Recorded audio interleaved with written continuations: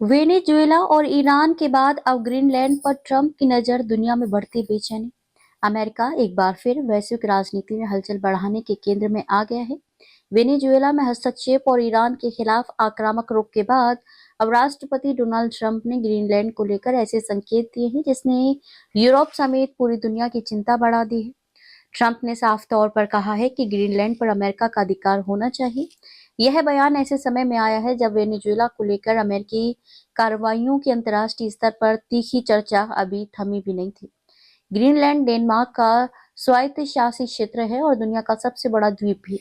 इसका क्षेत्रफल भारत के लगभग 70% के बराबर बताया जाता है। यहाँ तेल, गैस और दुर्लभ खनिजों के बड़े भंडार होने की संभावना है। जलवायु परिवर्तन के कारण बर्फ तेजी से पिघल रही है, जिससे इन संसाधनों के दोहन की संभावनाएं बढ़ गई हैं। विशेषज्ञों के मुताबिक यही कारण है कि ग्रीनलैंड अब महाशक्तियों के लिए रणनीतिक लक्ष्य बनता जा रहा है। ट्रंप का तर्क है कि ग्रीनलैंड पर रूस और चीन की नजर है, इसलिए अमेरिका को पहले से कदम उठाना चाहिए।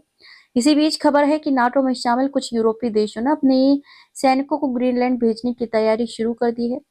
डेनमार्क के नेताओं ने भी स्पष्ट कर दिया है कि वे किसी भी कीमत पर ग्रीनलैंड को अमेरिका का हिस्सा नहीं बनने देंगे। हालांकि ट्रंप ने डेनमार्क की ऐतिहासिक दावेदारी पर तंज कसते हुए कहा कि सिर्फ 500 साल पहले किसी नौका के वहां पहुंचने से वह क्षेत्र किसी का नहीं हो जाता। इतिहास में अमेरिका ने पहले भी ग्रीनलैंड खरीदने की कोशिश की थी, लेकिन बात आगे नहीं बढ़ी।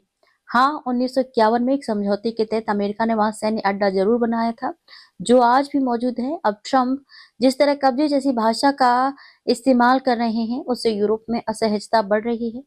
दूसरी ओर ट्रंप का ईरान को लेकर रुख भी लगातार सख्त बना हुआ है। अमेरिका ईरान पर परमाणु हथियार विकसित करने के आरोप में पहले से प्रतिबंध लगाए हुए है। इसके चलते ईरान आर्थिक संकट और अंदरूनी असंतोष से जूझ रहा है। ट्रंप खुले तौर पर ईरानी जनता का विरोध जारी रखने की बात कह रहे हैं, जिससे यह संकेत मिल रहा है कि अमेरिका वहां भी अस्थिरता का फायदा उठाने की रणनीति पर चल सकता है। ट्रंप ने यह भी चेतावनी दी है कि जो देश ईरान से व्यापार करेंगे उन पर 25% टैरिफ लगाया जाएगा। चीन, रूस, यूएई और भारत जैसे देशों के लिए ये चिंता का विषय बन सकता है।